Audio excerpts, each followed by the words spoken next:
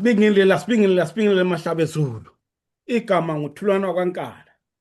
Sesifikile njalo simathweni Broadcasting Corporation. Namhlanje sihamba noBaba uSiziba. Siyazi bakwethu ukuthi ngemva kokushona kweqhawe elikhulu uDesire Moyo, umoya okuside. Sokubiziwe manje ukuthi akube nama-by elections. Luzobe lushisa ke lolu ukhetho lolu. Ama-candidates maningi ngesimangaliso. Kodwa ke siyathemba ukuthi njengemathele Broadcasting Corporation sizokwazi ukuthi sililethele ama-candidates wonke. Sizobonga kakhulu kuBaba uSiziba ngoba nguye umqali weSiziba. Baba Siziba, siyalamukela kumathele Broadcasting Corporation. Asibonge baba Nkala. Siyabonga kakhulu. Njengoba nje sengishilo Baba Siziba ukuthi hayi lolu khetho lolu luzobe lushisa lolu. Kubukeka ama candidates maningi. Yikho ke abantu ukuthi sibasize ukuze bekwazi ukuthi umuntu abamkhethayo ngubani. Sicela ukuthi Baba Siziba lizisho lini ukuthi lingubani. Lisinikeze nje i-background yenu.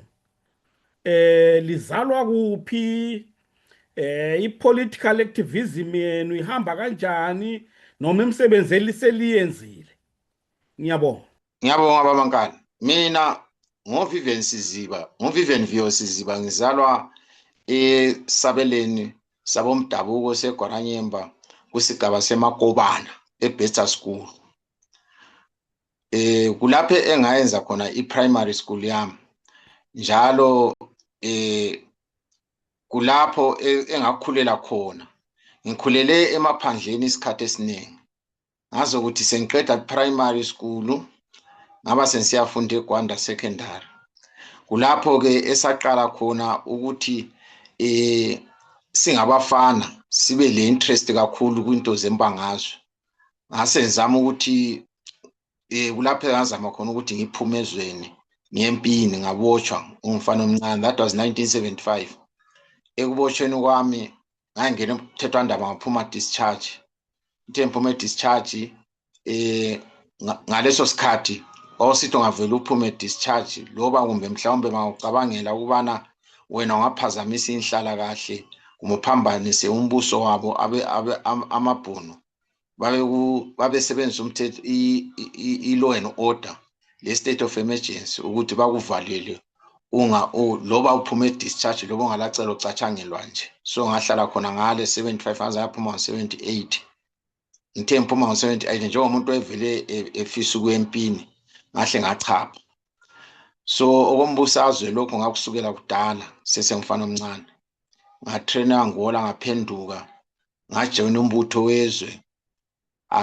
Ngahlala kweminyaka engu10 ngayophuma ngase siyangena kuma insurance companies. Ngangena la ku civic organization ngaba ku Zimbabwe Liberators Platform, inhlanganiso eyayikhuluma ngezokuthula ikhuthaza abantu ukuthi bangaze baqabana. Njalo sizama ukuncedisa abantu ukuthi bazwisise iconstitution baze amalungelo abo. Ikakhulu ama target groups kwaba izinduna lama war veterans. Ngithemba uzabonanzelela ukuthi why ama war veterans ngalesa nesikhathi babe ngathi badla okunye. Abanye sibili bajoina izinto zokuganga zokulwisana labantu. Usenza udlakela olunye ngithemba wazi from 2000 kusiyafika kuma 2008 khona kwakubi kakhulu. So thina sasilenhlanganiso yayiphikisana nalokho. Ngazoyisebenzela nenhlanganiso ngiqhubeka ngomsebenzi lo ukudinga ukuthi bayeke ukwenza udlakela. Njalo into esasiyinanzelela ukuthi besenza udlakela babecabanga ukuthi imali abayiholayo leyo bangayekela ukwenza njalo mhlawumbe izamiso. So sasibabazisa ukuthi leyo i-constitutional right abubhaliwe kusekelo sombuso ukuthi kumele bakuthole njalo bayanakwa ukuthi bayananzelelwa ukuthi ngabantu abasebenza nzima ukuthi bakhululele lelizwe. Ngokufanayo lezi ntuna lakho sasisenze njalo. Okunye sasisenza esithi peace building yikho lapho esasikhuluma kakhulu lezinduna khona labantu uwatshenisa ukuthi izinduna asizo zombangazwe njalo abantu akumelanga balwisane ngendaba ukuthi bayehlukana imbono njalo bakuma parties achiyeneyo amabandla ombusazwe achiyeneyo. Ngathi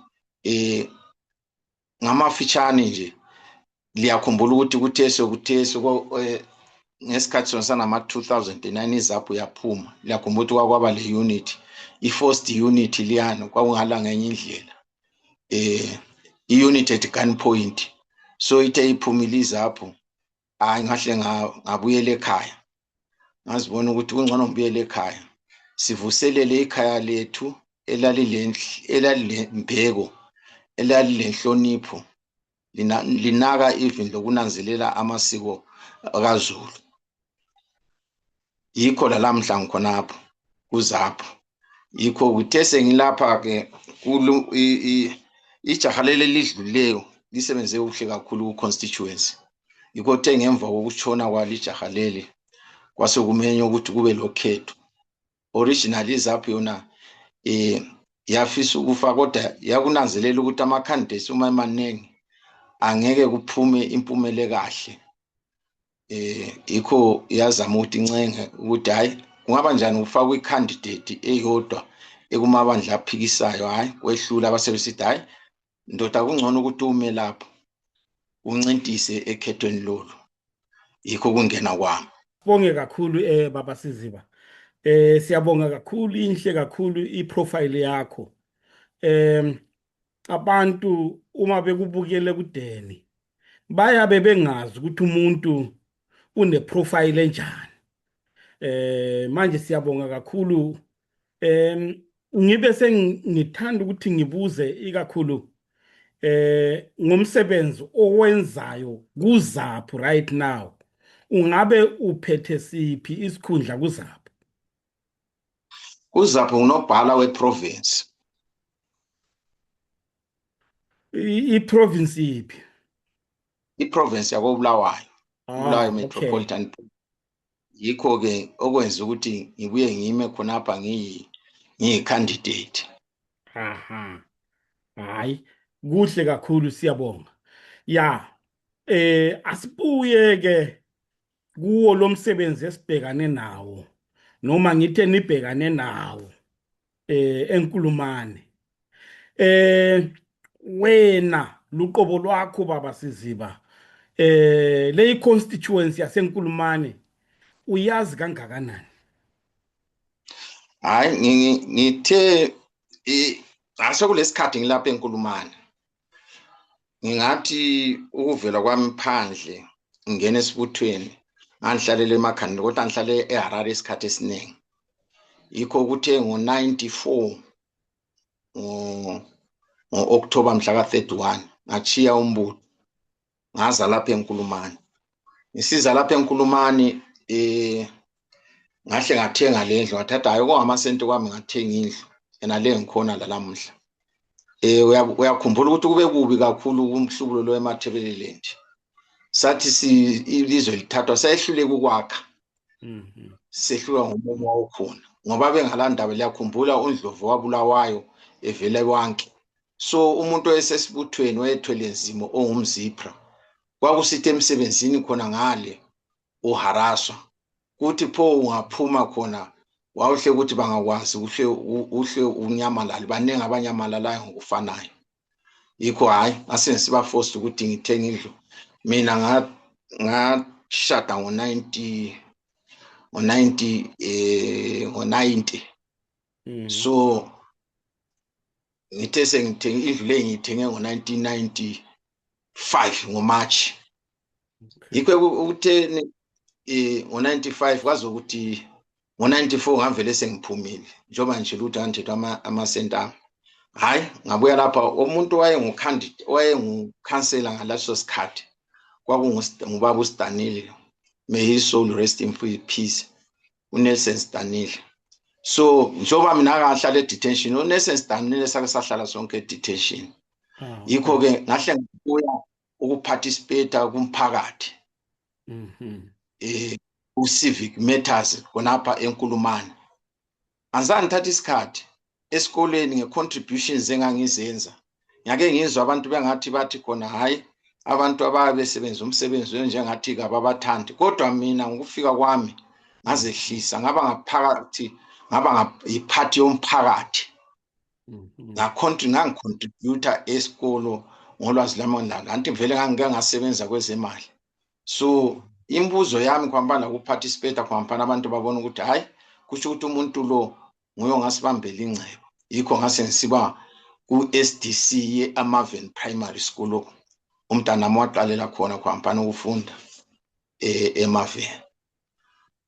So ngaba vele ngahlala almost abantu ababili bonke abafunde eMaven.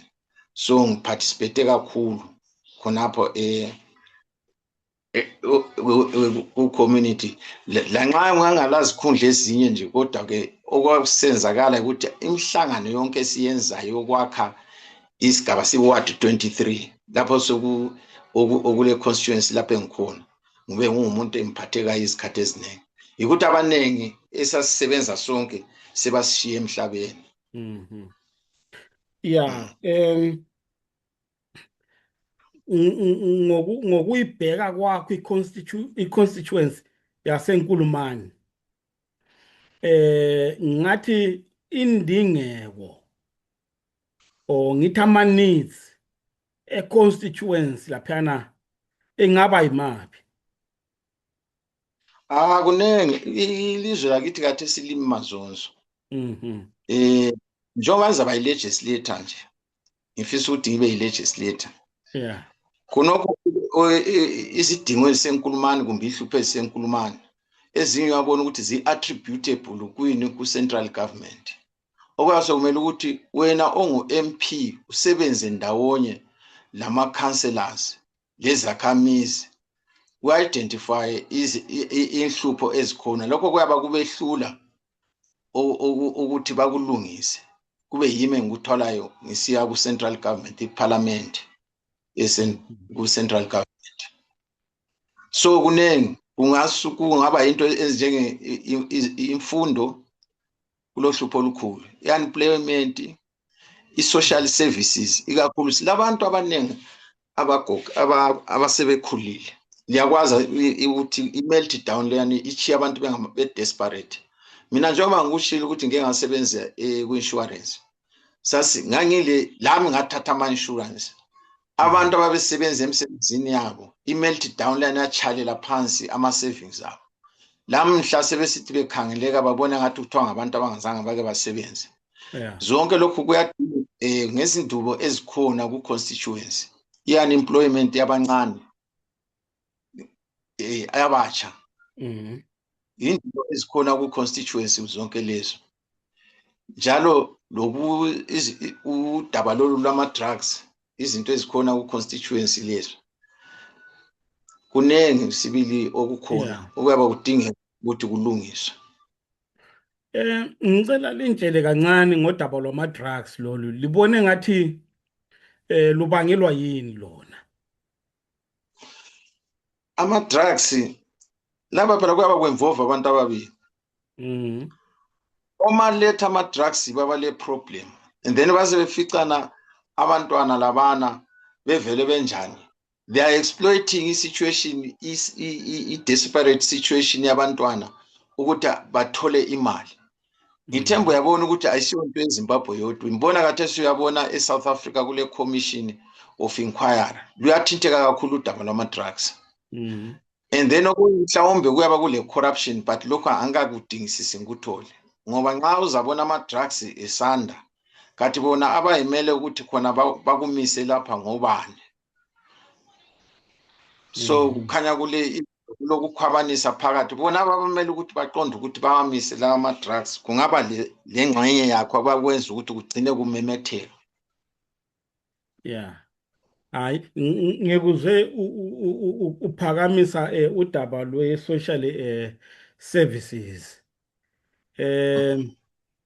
Wena ngokucabanga kwakho uwedwa ubone nganithiwa kungaphi lapho ungangenela khona uma ungakhethwa ube ngu-MP wesigaba kungaphi lapho ungangenela khona ongafisa ukuthi le yi-focus area yami? Ya udaba lwe-social services sebasitsho kakhulu, angithi sikhulume ngabantu asebekhulile, abantu abasebenza nzima kodwa batshayelela phansi ngomumo welizwe ngezomnotho, abasathola ama-pensions abo. Even lalabo abantu akuthiwa bayathola ama-pensions, akunje linasa nxa ungaba uwasebenza isikhathi eside ama-40 years usiyathola ama-$20, angithi hliphele endleleni ungathenganga lutho. Ngezinye areas zona ze-address kube sokusithi kulabantu total abavele bengatholi lutho. Kuyake kunzwisa ubuhlungu nkala. Mina ngiyakhuluma ngumuntu othola okuncane. Uthola ukuthi khona kulabantu ukuthi akwazi ukuthi uza kuthola ngaphi ukudla. Kube sokusithi kuyabuya khona udaba lokuthi khona abantu bayanika ukudla. Indlela yangikhona ingaze yaqondakala. So bese ngikhangela mina, I remember wake bathi when ulama 65 years you entitled, ngathi mina ngisoze ngichayive igoroni kulo munye umuntu engikwazi ukuthi uvele katholi lutho. So mina ukuthi ngile age sili age le ngithathe advantage ngikuthi ngithole kube kunengi ukwedlula laba abanye abakhona, kuyaba kuzwisa ubuhlungu. Njalo ukhangelanga khona okukuphela, sikhangele even abantwana abazintandane. Abantwana abazintandane bafuna i-backing enkulu. Ezikolo lapha kukhona lapha bathi khona kuthiwa lokho kuthiwa i-BEAM, i-responsibility central government. That's where we always also ama-legislators get in ukuthi baforce ukuthi into le kayihlonishwe, abantu kubonakala ukuthi abantwana laba baphuma ezindlini kulaba abantu abampofu bayathola usizo. Abanye athola ukuthi ba-intelligent sibili kodwa babe sebesehluleka ukuthola usizo oluqondileyo ku-BEAM. Ngiyezwa ukuthi hayi ngempela linazo izinhlelo elingakwazi ukuthi uma lingakhethwa lizenze. Kodwa ke ngestage lapho eselikuso manje njengebandla njalo njengommeli webandla lakho leZAPHU, yini izinto ezingaba mbili ezintathu elithi siyalithembisa zona bantu baseNkulumane uma singazenzanga lezi, uma singakhethwa, uma sokubuye olunye ukhetho vele lingasibheki? Into le ezengqubekela phambili kumbe ukusevisa i-constituency ayisiyonto esithi khona ungaqinisa exactly ukuthi lokhu ngizakwenza. Kulamanye ama-areas which do not fall under the competency ye-legislator, ngoba ama-legislators they are there to make ama-laws, lokumeka sure ukuthi khona izimali ezalokhethwayo kuma-departments kumbe ukuthi ezalokhethwayo eze-development eze-service delivery zisebenza ngendlela eqondileyo. That is esikubiza sithi i-scrutiny, legislative scrutiny, le-oversight responsibility. That is i-area ka-legislator. So kwesikhathi ngingathembisa ngithi khona hayi lokho ngingakwenza ka imali kayiphuma esikhwameni sami. Imali iyallocated yi-central government. That is what we should know. Isi improper ukuthi uthembise abantu ukuthi hayi mina lokho ngizakwenza, hayi lokho sizasebenza ndawonye ngikuhambisa lokho ngiyakuthembisa ukuthi ngeke ngiyesabe ukuthi ngiyekhuluma eParliament, ngeke ngiyesabe ukuthi ngichothoze into engayenzeke ngendlela eqondileyo. Kulezi zinto eziningi, for instance kathesi ukuthi ke nokwakuzo okwamanesi lapha abakade abe fake qualifications bahlale iminyaka engu2 empilo behola. That is the area nalane central government. Okuqhathele lapha kusho ukuthi kusukusela khona lapho ukuthi thina lapha kuma constituencies kumbe kuma wards kwenzakalani. Ngokubona kwami kumele simeke sure ukuthi sihlala sile data yabantwana 1 bona bababhale ama grade 7, 2 bona babhala ama O level, ama A level, 3 laba baqualifyileyo ukuthi bangaki, sibe le data ku constituency yonke. So lokho kusho ukuthi ngaba nisebenzisana lama ward councillors ukuthi bathole ama figures aqondileyo, ngoba akusizi at times siyathi khona abantwana balapha baya neglectwa kabanjani, thina singelabo ubufakazi, bona bakutshela ukuthi bona ka applyanga konke le ndlela oku applywa ngazo kumele ukuthi umake sure ukuthi ziyafika kuma communities, even ema reserve ezinduneni sibili kulesibhedlela ezinjengabo Brunabheki, kulesibhedlela ezinjengabo St Luke's ezitrain amanesi. Information aleyo ukuthi kuzaba le intake imeli ihanjiswe ezinduneni, lapha emadorobheni lapha kumele ukuthi uhanjiswe ku council, ama councillors akwazi bakhangela ukuthi abantwana abangayenelisa ukuthi abalama qualifications abangafitha kuleyo yona le say nurse training empilo khonapha, kwaba uqhakathekile ukuthi sibe lawo. Nxa sisiyakula sisithi khona liyasincindezela, liyasichiya phansi silobufakazi, ngoba singayekela ukuba le data ama figures wonke lawo, it becomes difficult. Bayakutshela ukuthi uzwengobani, la nxa sesilwa laphana kulula ukuthi basichaye bathi siqamba amanga, kodwa nxa silayo idata konke lamakhodi singahamba. Baba Siziba, ngizokubuza umbuzo ongani uphumile eceleni kancane, kodwa nginida honest assessment and analysis from you. Ngesikhathi sibona after ama nominations, nomination court, sesibona iflyer yakho lana, abantu bebengani baso negative, bathi umuntu okhule kangaka ufunani okhethweni. So bemfisa ukuthi lisinikeze lina ngokubona kwenu ukuthi iminyaka ingabe ingalikhinyabeza kanjani kulo msebenzi. Baba, la nxa ukhuluma iproblem yamaZimbabweans, they don't look at issues ngendlela enjani, they are looking at iminyaka, and into leyo kayiqali khathesi. I remember in 1980 uNkomo ngena lapha, he was the older than them. I think he was around 63.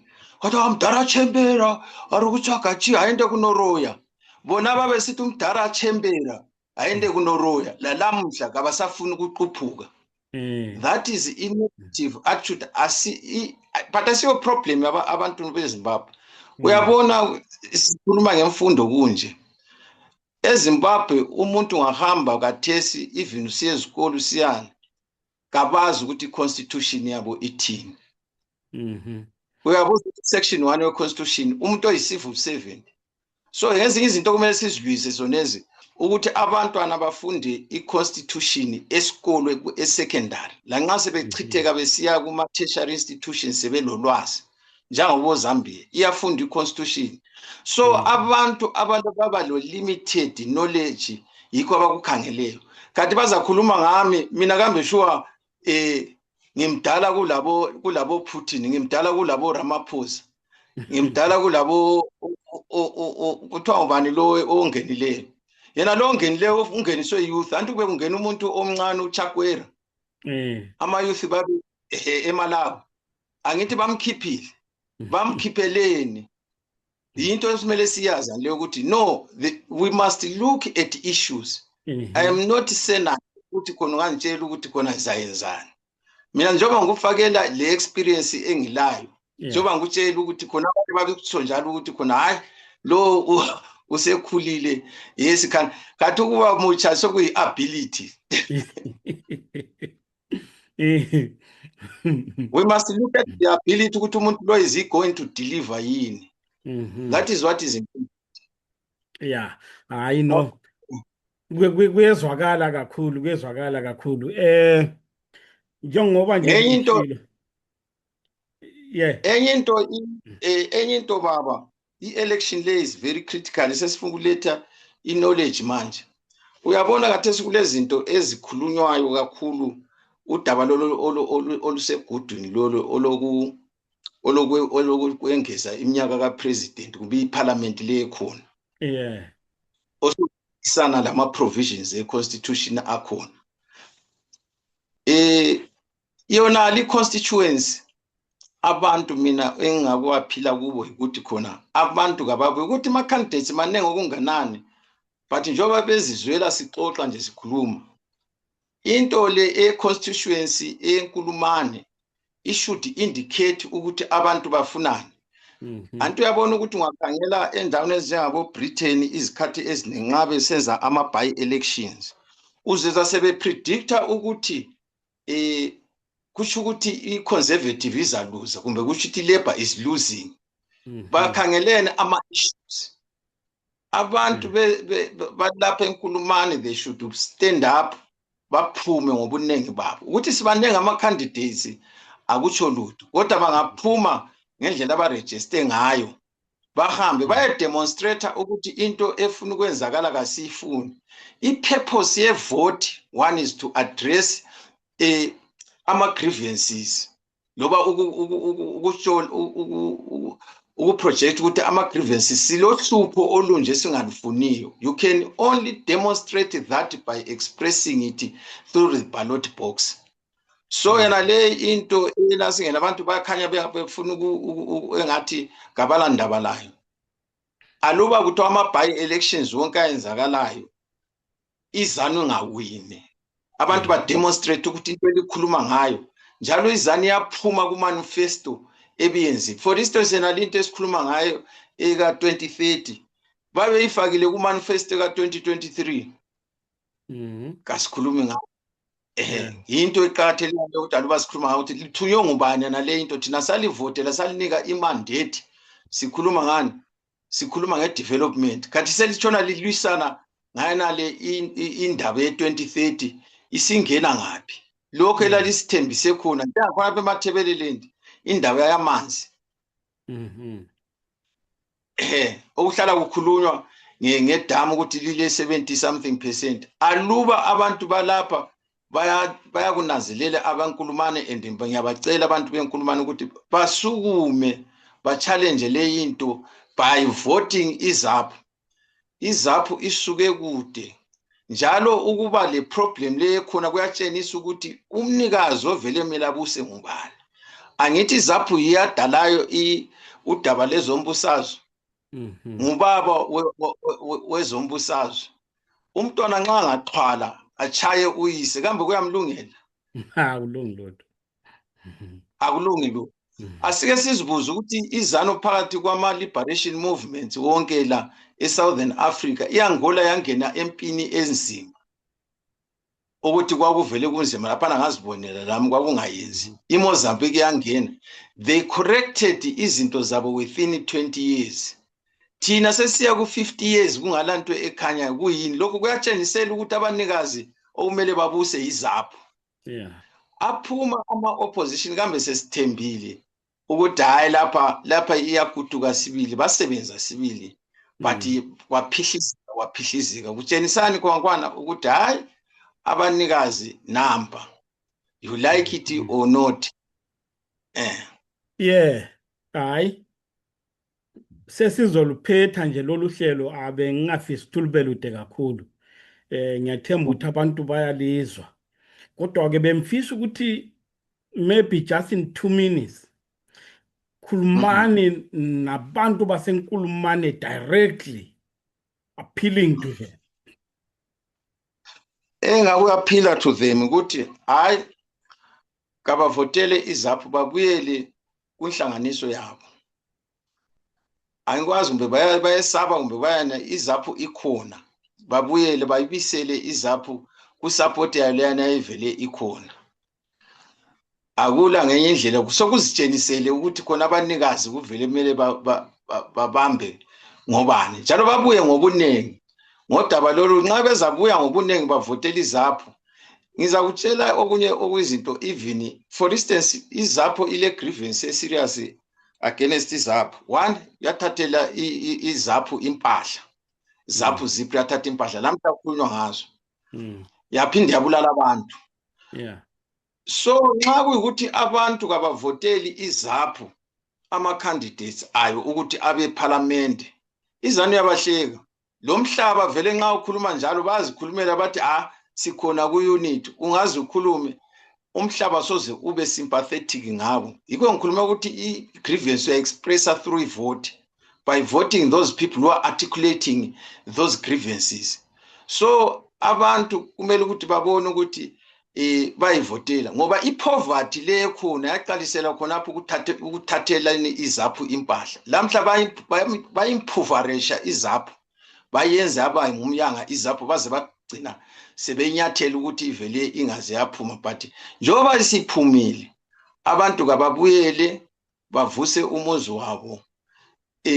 Ubuyanga lobo bukhona elizweni abusukelanga ngo-2000, basukela khwampana kuthathelwa izimpahla izapho.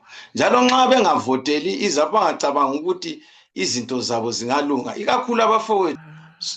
So ngathi ngamafitshane babankala ukuthi hayi kabazame abantu ababevele beqondane lezinto lezo abazithathela kubo khokho, izinto zombusazwe lezo zokuthi baqeda udubo olukhona ezweni. Ukuthi esikhathini esiningi umuntu kuyabe kunento afisa ukuyisho, uthola ukuthi angisayibuzanga. Yikho ke nali ithuba lokuthi sesigqiba khona lokho elingabe lifisa ukukusho engazange ngikubuze, yilo ithuba lokuthi lingakusho manje. Hayi, njengoba ngivele ngasho phambilini ukuthi khona abantu bayekele into yokuthi khona hayi ipolitics yethu leyo ishalo yokuthi hayi lona semdala, balalele ukuthi umuntu ulethana, usukele ngaphi, ule experience yini engasinceda. Yikho kumele bakudinge. Vele izikhathi eziningi sasuvele kudala, even kusukela khona uzaphu kubobhura, abantu babekhangela ukuthi lo muntu unjani, angasikhokhela, umuntu ozibuthileyo yini, ozihloniphayo yini, ulemuli yini. Akusafani lakathesi ukuthi khona abantu bayakhangela isimboli yephathi, umuntu bengakwazi ukuthi uhlala ngaphi bamvotele. Umsindo ososiba khona kathesi ku-local authority koBulawayo ngathi uyakunanzelela. It is true that some of the councillors abakhetha kumbe ama-legislators abakhetha even laku-national babengazange babe ngabantu aba-tested, ababonakalayo ukuthi yibo abantu abangasimela. So uyabangasiyo problem, abi-problem yithi thina esivotayo ukuthi sikunanzelele khonokho. Hayi, sibongile kakhulu ithuba baba sizibele sinikeze lona lokuthi lizoxoxisana nathi, lixoxe nabantu. Siyathemba ukuthi ingxoxo esizoba nazo nabanye futhi kuzobanikeza abantu basenkulumane ithuba elihle lokuthi bekwazi ukukhetha. Uma bekhetha ubaba uSiziba, bazi ukuthi bakhetha bani, bakhetha indoda ene-experience engakanani, esukelephi. Asiyo yena umuntu nje omane wavumbuka nje siyacela ukukhethwa, kodwa ke umuntu olole ilizwe, walisebenzela kwaze kwafika lesi sikhathi elokhu esembidlangweni. Asibonge kakhulu baba Siziba. Yebo, siyabonga. Ngokuye engingakutsho futhi ukuthi kumele ngempela sikubone ukuthi babona abantu engikuphinda ukuthi khona babuye ngokuningi babo, bangaze bakhalala, ngoba into esibulalayo ukukhalala. Laba babutha kungaze bangene babe 1000, laba be-opposition abantu bangene behlukene babe 500, uthi uwinile, kodwa it doesn't reflect exactly i-situation of the ground because of i-apathy. Akukhalalwa ezombusazwe. Kufana lendlini nje ukuthi size sakhula sabangaka sihlala lo mama, hayi laphana kuhlupha laphana, laphana kuhlupha laphana. Kunjalo kwezombusazwe. Siyamazwe adevelopile ukuthi into ephonga uvuka ikhona, sesigijima siya khonale. They went through these processes, ezinye zibuhlungu, ezinye okunye sibile abantu kuchitheka igazi, kodwa as time goes on abantu bakulungisa. Kakhulu. Hayi, asibonge kakhulu, asibonge kubalaleli bethu nababukeli bethu. Asidibaneni njalo kwezinye inhlelo zeMathweni Broadcasting Corporation. uThulana kaNkala uthi khumu.